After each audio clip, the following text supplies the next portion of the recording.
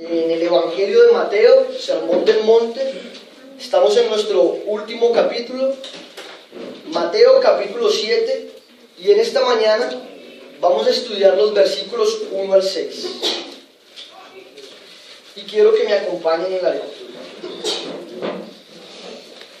Todos vamos a leerlo a la voz de 3. 1, 2, 3.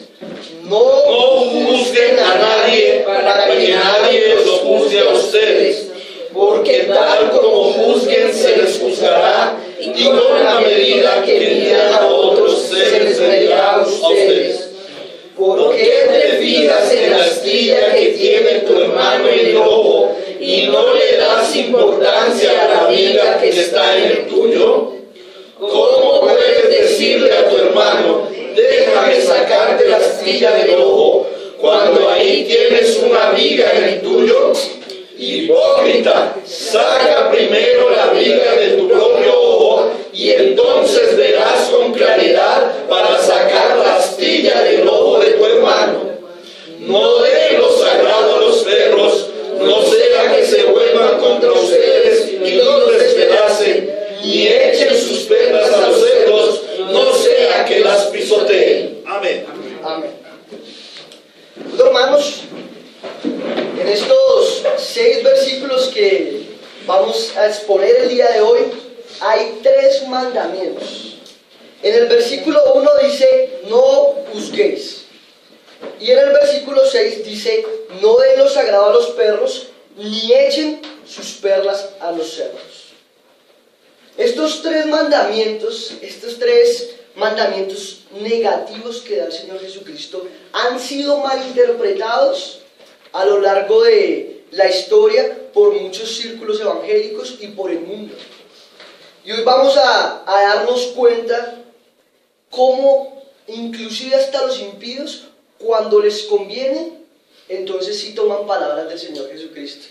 Pero cuando no les conviene, entonces no tienen nada que ver con lo que Él dijo, sino que al contrario, lo que Él dijo no tiene valor. Pero debemos tener en cuenta que estas 3 exhortaciones que vamos a ver en el día de hoy están dentro del marco del Sermón del Monte. Y lo que hemos visto en el Sermón del Monte es que Cristo quiere formar más y más la ética de los discípulos del reino. Cristo quiere formar a sus discípulos de forma que no sea una justicia externa como la de los fariseos hipócritas, sino que sea una justicia interna según Cristo Jesús. Y eso es lo que vamos a ver esta mañana. El título de este sermón es el trato entre hermanos. El trato que en una comunidad como Ríos de Gracia debe haber entre hermanos. Y vamos a estudiar 3 puntos.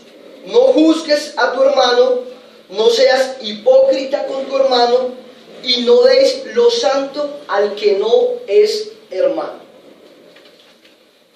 Voy a empezar con el primer punto, que dice: no juzgues a tu hermano. Versículo 1 y 2 dice: no juzguen a nadie para que nadie los juzgue a ustedes, porque tal como juzguen, se les juzgará, y con la medida que midan a otros, se les medirá a ustedes. Entonces, encontramos acá la primera ordenanza: no juzguen. Pero entonces en este punto vamos a explicar 2 cosas. Lo que no enseña este pasaje y lo que sí enseña. Entonces, tenemos la expresión no juzguen, y vamos a ver lo que no quiere decir y lo que sí quiere decir. Primero, lo que no enseña esta expresión. Muchas personas en sus trabajos, en el colegio, a mí me ha pasado, han citado frecuentemente estas palabras para defenderse cuando ellos están actuando en una práctica pecaminosa en la cual ellos se deleitan. Entonces, la forma para defenderse cuando usted les va a decir algo es: su mismo Señor Jesucristo dijo no juzgue. Entonces usted a mí no me juzgue. No me juzgue porque Cristo dice no juzgue. Pero yo pregunto, hermanos, ¿es esto lo que enseña este pasaje? Definitivamente no es lo que enseña. Pero también muchos muchos teólogos que profesan ser cristianos han dicho, estas palabras de Cristo, de no juzgar, podemos interpretarlas de forma que los estados judiciales no tienen necesidad en nuestra época. Porque el mismo Cristo dice que no hay necesidad de que se juzguen a otros, entonces los estados judiciales no tienen necesidad en nuestra época porque el mismo Cristo lo dice. Y vuelvo a preguntar, ¿es esto verdaderamente lo que Cristo está enseñando? De acuerdo a todas las enseñanzas de Cristo, no es esto lo que enseña. Pero mis hermanos, usted y yo, ¿cuántas veces usted y yo, cuando hemos estado persistiendo en una conducta pecaminosa, no nos hemos refugiado también en este versículo para decir, ven, no me juzgues, no me juzgues porque Cristo dice que no juzgues, que no me juzgues? Pero esta no es la enseñanza que este pasaje está haciendo. Porque Cristo no está proveyendo una manera para que las personas se refugien y puedan persistir en el pecado y tengan una manera para defenderse. Porque acuérdense de las anteriores enseñanzas de Cristo. Cristo no temía decirle a alguien hipócrita, como vamos a ver en este pasaje. Cristo no temía desbaratar los conceptos falsos que tenían las personas por agradarles, porque Él venía a traer la ley de Dios.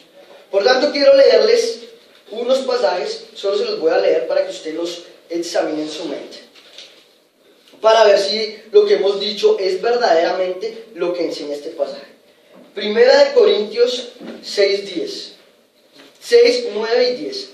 ¿No saben que los malvados no heredarán el reino de Dios? No os dejéis engañar, ni los fornicarios, ni los idólatras, ni los adúlteros, ni los sodomitas, ni los pervertidos sexuales, ni los ladrones, ni los ávaros, ni los borrachos, ni los calumniadores, ni los estafadores heredarán el reino de Dios. Quiero leerles Proverbios 28:13. Quien encubre su pecado jamás prosperará. Quien lo confiesa y lo deja, halla perdón. Así que Cristo no está contradiciendo el Antiguo Testamento, ni está contradiciendo a Pablo. Claramente, ni los fornicarios, ni los que persisten en un pecado entrarán al reino de los cielos, ni mucho menos los que lo encubren entrarán al reino de los cielos. Voy a citarle otros pasajes. Romanos 13:1. Todos deben someterse a las autoridades públicas, pues no hay autoridad que Dios no haya dispuesto, así que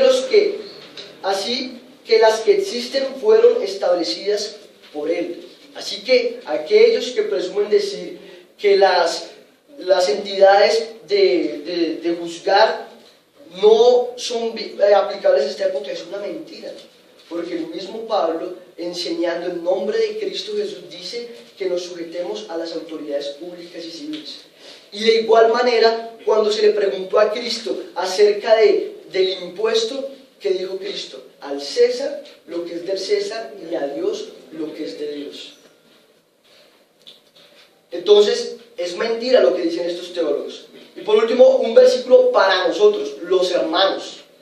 Si tu hermano, Mateo 18:15, si tu hermano peca contra ti, ve a solas con él y hazle ver tu falta. Si te hace caso, has ganado al hermano. Otra versión, la Reina Valera dice, ve y repréndele. Es decir, que entre hermanos sí es viable el hecho de reprendernos cuando pecamos los unos con los otros. Así que no juzgar no está diciendo eso. No quiere decir que yo hago lo que quiero con mis comportamientos y nadie puede decirme nada. Eso no es lo que enseña este pasaje.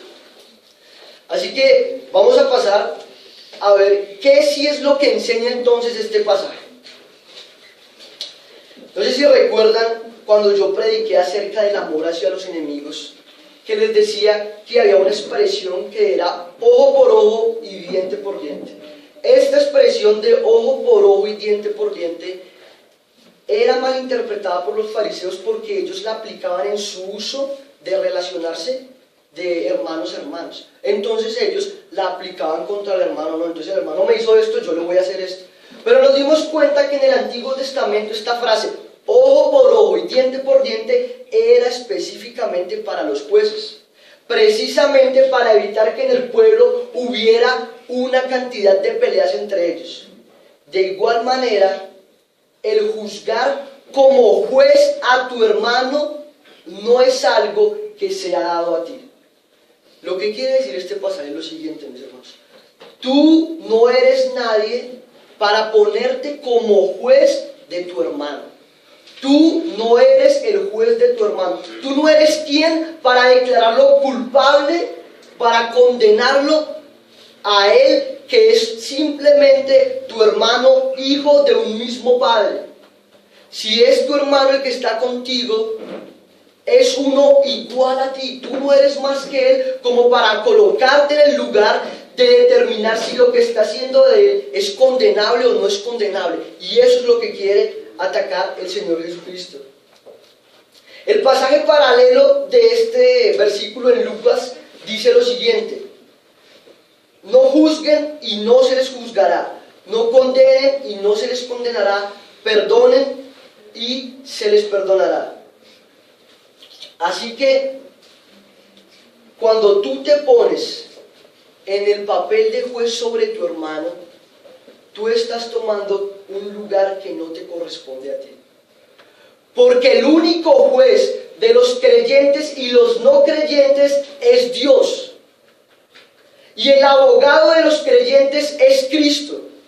Así que cuando tú te pones en el lugar de juez de tu hermano, cuando tú lo condenas, cuando tú lo acusas constantemente, cuando él no puede hacer nada para que tú ya estés mirándolo y condenándolo, tú estás lanzando críticas a la obra que Cristo ha hecho por ese hermano. Ese no es tu lugar. Muchos dicen, no, lo que pasa es que yo le digo porque quiero ayudarlo, porque quiero que él mejore. Pero mira, cuando este pasaje dice, no juzguéis, no acuses, no condenes, está siendo usada en un sentido negativo. Es decir, que cuando la persona se acercaba, Jesús estaba condenando la actitud de que cuando la persona se acercaba a su hermano, se acercaba para atacarlo, para destruirlo, no para generar un bien en él, sino todo lo contrario, para atacarlo, para condenarlo. Muy diferente a lo que veíamos ahorita en Mateo 18:15, que dice, se los voy a leer: si tu hermano peca contra ti, ve y repréndele estando tú y él solos. Si te hubiera escuchado, has ganado a tu hermano. Una cosa es que tú veas algo en tu hermano y lo vayas a atacar y lo condenes como si tú estuvieras por encima de él como juez. Y otra cosa es que tú te acerques a él a reprenderlo como un hermano. Entonces lo que Cristo está condenando acá es que tú creas que tienes la autoridad para ponerte por encima de los demás. Tú no eres juez de nadie como para decir si él es culpable o no. Acordémonos del amor hacia los enemigos. Lo que Cristo está enfatizando en este sermón del monte es la ética de los discípulos, el carácter del reino. Y entre nosotros no debe haber esas disputas con el fin de que nos destruyamos, sino con el fin de que conformemos un grupo que glorifique a Dios. Y cuando tú atacas a tu hermano que está sentado a tu lado, tú lo estás destruyendo, no lo estás edificando. Pero el capítulo 7, versículo 1 continúa diciendo: no juzguen a nadie para que nadie los juzgue a ustedes, porque tal como los juzguen se les juzgará, y con la medida que midan a otros se les medirá a ustedes. Quiero que miremos que estos dos versículos tienen un gran paralelo con el versículo 12 del capítulo 7. Quiero que me acompañen en el versículo 12 de ese mismo capítulo, y dice: así que en todo traten ustedes a los demás tal y como quisieran que ellos los traten a ustedes. De hecho, esto es la ley y los profetas. Dice, con la medida que ustedes juzguen, se les juzgará a ustedes. Con el juicio que ustedes operen hacia el otro hermano, así ustedes tendrán hacia ustedes. Es decir, en ocasiones tú te pones como el juez de tu hermano y eres inmisericordia con él. No tienes gracia para con sus pecados, sino que simplemente lo atacas a él. No sea que por error este hermano también cometa el mismo error de ponerse como juez de tu vida y de la misma manera como tú trataste con él, de la misma forma como tú juzgaste su vida, de pronto él también te juzgue a ti. Esta palabra medida en el griego es la palabra metro. Entonces tal vez tú para con los otros utilizas una medida bastante rígida, pero a la hora que tú quieres ser tratado, quieres que te den una medida bastante amplia y que para contigo sí tengan bastante compasión.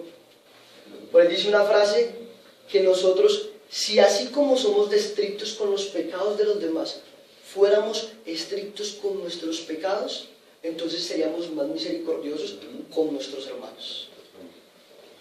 Así que yo por eso lo relaciono con el versículo 12. ¿Tú quieres que cuando tú falles tengan misericordia y compasión de ti que eres un hombre débil? Bueno, entonces también cuando tu hermano falle, cuando tu hermano con el que te congregas en la iglesia falle, ten misericordia con él, sé paciente con él. Y recordemos que Dios es el único que se puede poner en el lugar de juez de los hermanos. ¿Tú quisieras que de la forma como tú juzgas a tu hermano, Dios te tratara a ti? Así como tú eres de rígido con tu hermano, ¿te gustaría que fueran igual de rígidos contigo? Yo creo que no. Nos gustaría que Dios nos examinara y sacara nuestros grandes pecados. Es como cuando un médico les da unos regaños tremendos a sus pacientes y le dice: mire, usted no está haciendo eso, usted no está haciendo esto, usted no cuida de su salud, usted es un desconsiderado. Y cuando sale del consultorio, uno lo ve por allá fumando o tomando o haciendo cosas que él mismo ha condenado en el paciente. Entonces el paciente lo verá si lo hace o no lo hace, porque al final es beneficio para él. Pero ¿qué coherencia hay entre estar diciendo algo y no poniéndolo en práctica? Por eso es que esto nos lleva a nuestro segundo punto, mis hermanos. Y Jesús profundiza más y utiliza una palabra tal vez que nos suena dura, y es: no seas hipócrita con tu hermano. Y acompáñenme ahí en la lectura, síganme en los versículos 3 al 5 del capítulo 7. Dice: ¿por qué te fijas en la astilla que tiene tu hermano en el ojo y no le das importancia a la viga que está en el tuyo? ¿Cómo puedes decir a tu hermano: déjame sacarte la astilla del ojo, cuando ahí tienes una viga en el tuyo? Hipócrita, saca primero la viga de tu propio ojo y entonces verás con claridad para sacar la astilla del ojo de tu hermano. ¿Cómo es posible que nosotros nos fijemos en la viga del ojo del hermano y no le demos importancia? Qué pena, ¿cómo es posible que nos fijemos en la astilla del hermano y no le demos importancia a la viga que está en nuestro ojo? Esta palabra astilla puede ser traducida también como mota, como el residuo de aserrín, como un punto. Eso es lo que tú ves en el hermano. Mientras que viga son los palos de forma horizontal que sostenían los techos, unos palos grandes y fuertes. Digamos que nada más fuera un palito de esos, que no es igual a las vigas utilizadas en esa época, pero comparemos ese palo con una astilla. Y Jesús hace una exageración, algo que se llama una hipérbole, algo muy exagerado. ¿Cómo es posible que un hombre tenga una mota en su ojo o una astillita de madera y otro tenga una viga en el ojo? O sea, es algo totalmente exagerado, pero así es como nos vemos usted y yo cuando vemos esos pecados pequeños de nuestros hermanos y nuestros pecados grandotes no le damos importancia. Nosotros tenemos la tendencia de no darle importancia a nuestros pecados que son grandes. Tú sabes que tus pecados son grandes, pero el hermano llega a hacer algo y ahí mismo ya estamos dispuestos a señalarlo. Y somos tan hipócritas de decir, no, ven, yo te ayudo a sacarlo. Y Cristo dice, primero trabaja con tu viga. ¿Acaso no es suficiente que tengas una viga en tu ojo como para que quieras ir e intentar quitar una viga en el ojo del hermano? Una viga es algo muy grande. Mis hermanos, no juzguen a su hermano. No lo juzguen a manera de ponerse como un juez para descalificarlos y decir, no, para mí no es cristiano. ¿Quién eres tú para decir si él no es cristiano? ¿Quién eres tú para hacer eso? Si Cristo lo justificó, ¿quién somos nosotros para condenarlo? Es tu hermano, no tu enemigo. Inclusive la actitud declarada hacia los enemigos es de amor. En el cristianismo no valen esas actitudes hipócritas, externas, legalistas. No vale eso. Prevalece el amor bíblico. Prevalece la preocupación por el hermano con una preocupación verdadera. Pero a veces, mis hermanos, es triste que nosotros tengamos pecados tan grandes. Pero es más fácil olvidar los nuestros y ver los del hermano y señalar los del hermano. Si haces así, desconociendo tu pecaminosidad y te aproximas hacia el hermano pretendiendo sacarle su astilla, te repito, eres hipócrita y debes arrepentirte de esa actitud porque la hemos hecho más de una vez. Debemos, primeramente, saca tu viga y ahí sí podrás ir a sacar la astilla del hermano. Y vuelvo a Mateo 2, 18 y 15. No es que tú no puedas tratar de, si ves algo del hermano y tratar de corregirlo, no es que no puedas hacerlo, no puedas hacer eso, porque si yo veo a un hermano que está pecando y no le digo nada, eso también es falta de amor. Pero lo que está apuntando Cristo es al hecho cómo hacemos las cosas. Entonces, primero trabaja con tu viga, primero trabaja con tu pecado, para de esta manera sí poder acercarte a los hermanos. Si quieres ayudarlo, ve y repréndelo a solas, con amor. Gálatas 6 dice que si algún hermano sorprende a otro hermano en pecado, dice que corregirlo con un espíritu de mansedumbre, no sea que usted mismo caiga en eso. Entonces esa es la actitud que nosotros debemos tener. Y mi pastor Mauricio en Bogotá dice, es ayuda hipócrita actuar en el hermano sin actuar sobre nosotros mismos. Y también dice, la santificación de la iglesia comienza por mi santificación personal. Y a veces estamos más preocupados por santificar la iglesia hacia afuera. Y acuérdense que Cristo atacó a aquellos que querían generalmente todo lo externo. Así que si tú quieres que tu iglesia, que Ríos de Gracia sea una iglesia más santa, es un buen deseo. Que esta iglesia sea cada vez más santa delante de Dios es un excelente deseo, pero empieza por ti mismo. Que el proceso de santificación empiece por ti mismo, y si te acercas a otro es con un ánimo, no de atacarlo, sino de ayudarlo, y porque estás trabajando en tu pecado, con lo que estás fallando. Quisiera pasar a nuestro tercer punto. No deis lo santo al que no es hermano.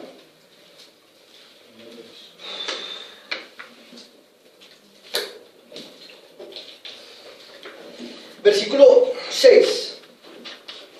No den lo sagrado a los perros, no sea que se vuelvan contra ustedes y los despedacen. Ni echen sus perlas a los cerdos, no sea que las pisoteen. Así como decía en la introducción,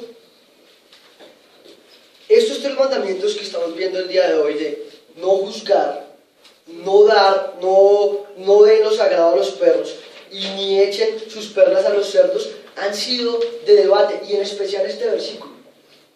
Este versículo, muchos han interpretado que este versículo quiere decir, mira, lo santo es el evangelio, y lo santo no se le puede dar a los perros y a los cerdos. Pero esto no es coherente con la enseñanza de Mateo, de Cristo en Mateo. Porque ¿cómo termina Mateo? Con la gran comisión. Y vayan por todo el mundo predicando. Y es más, usted y yo somos beneficiarios de esa predicación a los gentiles, de esa predicación a los que no son del pueblo. Así que esto no es lo que está enseñando este pasaje. Hermanos, lo que está enseñando este pasaje es lo siguiente.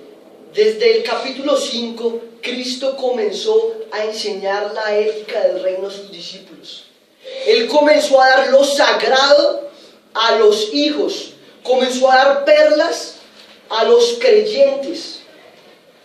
Y esta exhortación de que no juzgar al hermano es una perla para los santos, no para los que no son santos. ¿Por qué? Porque estas exhortaciones son para los hermanos. Dice, no juzgues a tu hermano. Pero si un incrédulo ni siquiera es hijo de Dios, ¿cómo ha de tener hermanos? Así que cuando él dice, no den lo santo a los perros, ni echéis vuestras perlas a los cerdos, se está refiriendo que estas enseñanzas, y en especial esta enseñanza, son enseñanzas de cómo ha de ser el carácter del creyente que se prepara para el reino de los cielos. Y como les digo, estas exhortaciones son para el trato entre hermanos. Estas exhortaciones yo no le puedo decir a un incrédulo, hermano, no juzgue a su hermano, porque es que él no es hijo de nuestro Padre. Y si no es hijo de nuestro Padre, no es hermano de nosotros. Y como no es hermano de nosotros, no puede ser misericordioso con nosotros. Así que cuando Jesucristo está formando a sus discípulos, les está dando aquellas perlas para que su carácter, para que su estilo de vida sea conforme a Dios. Quisiera que me acompañaran a Levítico 22. Vamos a ver esto desde el Antiguo Testamento para iluminarlo un poco.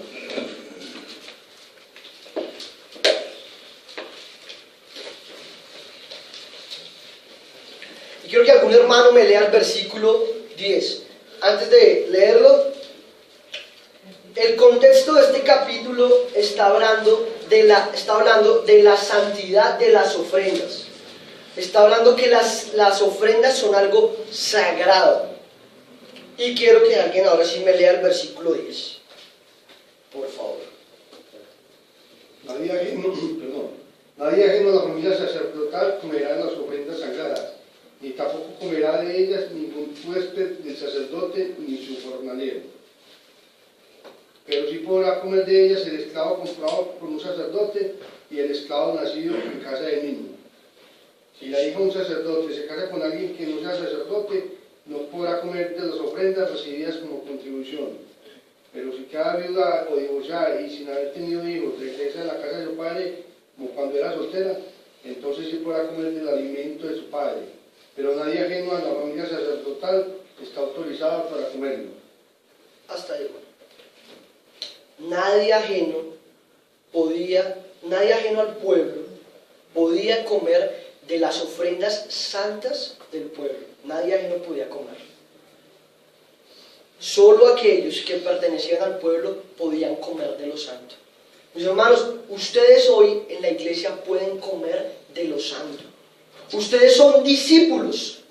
Para ustedes se les ha dado el evangelio y ustedes están en ese proceso de formación preparándose para el reino de los cielos. Ya sea que Cristo venga o ustedes mueran y partan con Él. Ustedes se están preparando para el reino de los cielos por medio de lo santo, del discipulado que Cristo está haciendo en ellos. Y estas enseñanzas no son para los que están afuera, no son para los cerdos y los perros. Estas enseñanzas sagradas son para ustedes.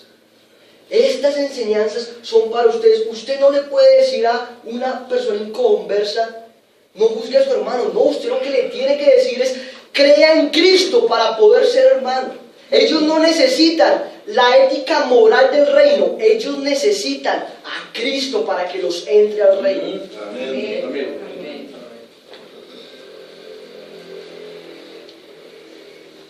Quisiera ilustrarles un poco de lo que es un cerdo y un perro, para que no piensen que es en sentido ofensivo que lo hacemos hacia ellos, sino para que comprendan a qué se refiere. El perro de la época no es el perro de nuestra época actual. ¿Cómo son nuestros perros actualmente? Pues están en nuestras casas, lo más de cuidaditos, su tacita de purina, agüita, lo más de cuidado, algunos le ponen camisetica y todo. Esos son los perros de nuestra época. Y si nosotros a veces salimos a la calle y vemos un perro, pues simplemente hasta lo consentimos y ya, pero esos son, los perros más salvajes son esos. El perro de la época es distinto, porque el perro de esa época no era un perro doméstico. E inclusive hay muchos pasajes que dan alusión a que los perros se comían los cadáveres muertos de las personas. Así que era un perro carnívoro, eran fieras. No era algo así como que, ay, el perrito, sino es el perro y hay que tener cuidado con el perro porque se puede venir hacia mí y me puede despedazar. Ese era un perro de esa época. De igual manera, un cerdo, si nos hemos acordado bien, el cerdo era un animal impuro. Dios dio la ley de forma que el cerdo no se podía consumir. Lo único que se sacrificaba delante de Dios como ofrenda era un cordero. Y sacrificar un cerdo delante de Dios era algo abominable, de las peores abominaciones delante de Dios, porque Él los había considerado inmundos. Una característica de los cerdos: por las glándulas de los cerdos, la luz del sol les irrita mucho la piel. Entonces ellos necesitan estar revolcándose continuamente en el lodo, lo necesitan para refrescarse. Esa es una característica de los cerdos. Entonces, como les dije, no es para ofenderlos a ellos, a los de afuera, diciéndoles, pero hay una gran relación entre los perros y los cerdos y los incrédulos. Y si tú eres incrédulo esta mañana, quiero que lo escuches muy bien, porque el cerdo, el incrédulo, ama revolcarse en el pecado. Necesita revolcarse en el pecado porque la luz del Evangelio y de Cristo la repele. De igual manera, el perro no es el que tiene ese compañerismo con su amo, sino todo lo contrario, es una bestia. Y en este punto, cuando decimos no de lo que no es santo, no des lo santo a los que no son hermanos, es porque cuando tú entras en un proceso de discipulado con una persona que no es creyente, que no es conversa, lo más seguro es que la persona que está dando el discipulado corra el riesgo de ser devorada por esa persona.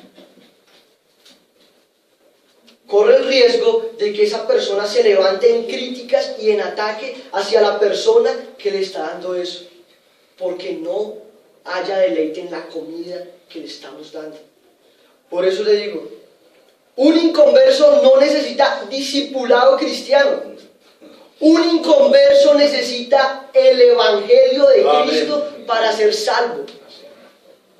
Por eso es que esto santo, por eso es que esta perla no es para ellos, sino es para aquellos que creyendo en Cristo han venido a ser discipulados y a aprender acerca de Cristo. Amén.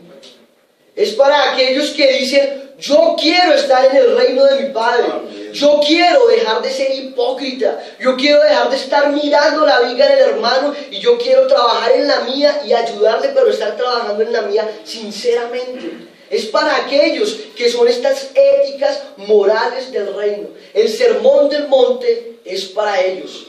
Acompáñenme en sus Biblias al capítulo 5, versículos 1 y 2.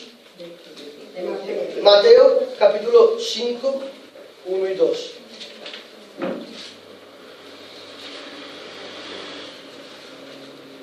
Dice así: cuando vio a las multitudes, subió a la ladera de una montaña y se sentó.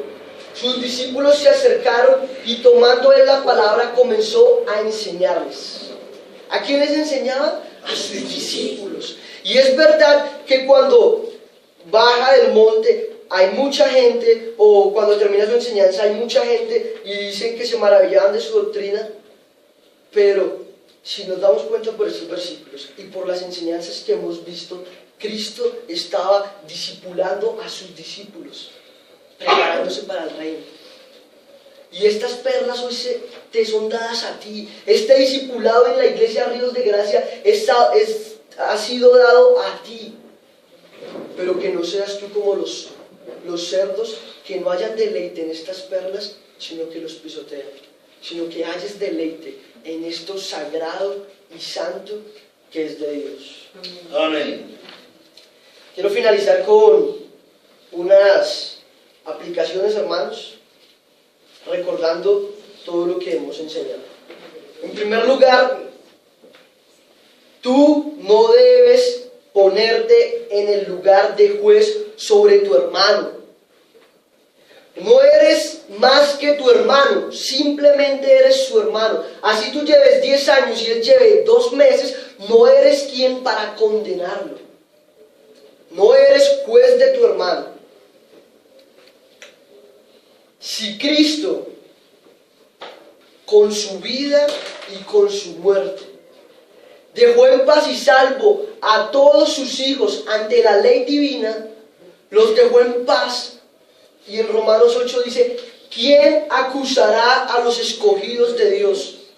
¿Quién acusará a los escogidos de Dios? Nadie, pues Cristo es el que justifica. Si Cristo ha puesto en paz con la ley de Dios, ¿por qué tú pretendes acusar a tu hermano y juzgarlo?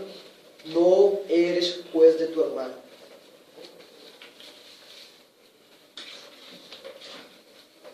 En segundo lugar, quisiera decirles, hermanos, deja esa actitud hipercrítica de estar preocupado en los pecados de tus hermanos. Una actitud hipercrítica es ese que solo está señalando, pero mire, es que eso, mire lo que hizo. Deja esa actitud hipercrítica hacia tu hermano. Más bien trabaja en los tuyos. ¿No tienes suficientes pecados para trabajar en ellos mismos? No hay mucho que debas mejorar en tu propia vida como para estar ocupándote del otro. Si deseas ayudar a un hermano, que verdaderamente estés trabajando seriamente con tu viga y tu intención hacia él, que no sea de atacarlo, sino de ayudarlo, si te acercas a él. Por último, como les repetía, si tú no estás en Cristo, estas exhortaciones no son deliciosas para ti.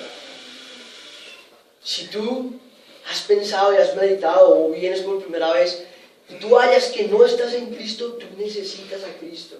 Tú no necesitas cómo es el trato entre hermanos, que es nuestro sermón de hoy. En sí tú necesitas conocer a Cristo para que te injerte al grupo de hermanos. Tú necesitas de Cristo. Así que ven a Cristo pronto, arrepiéntete de tus pecados y pon la fe en Él. que el Señor sea discipulándote en la ética del reino, pero primero hazte participante del reino. Oremos, hermanos. Amado Señor, estamos delante de tu presencia, aprendiendo, Señor, estamos aprendiendo porque somos débiles y caemos constantemente. ¿Cuántas veces hemos mirado a nuestros hermanos que hacen lo mismo que nosotros, Señor? Inclusive cosas menores, pero ya estamos ahí para ofenderlos o para hablar mal de ellos. ¿Cuántas veces hemos hecho eso, Dios? Padre, ayúdanos, Señor. Ayúdanos a ser misericordiosos. Padre, que de la manera como deseamos que nos traten, así nosotros tratemos a nuestros hermanos. Señor, los hermanos necesitan de paciencia. Nosotros, cada uno de nosotros, si somos sinceros, Señor, debemos decir, necesitamos de mucha paciencia.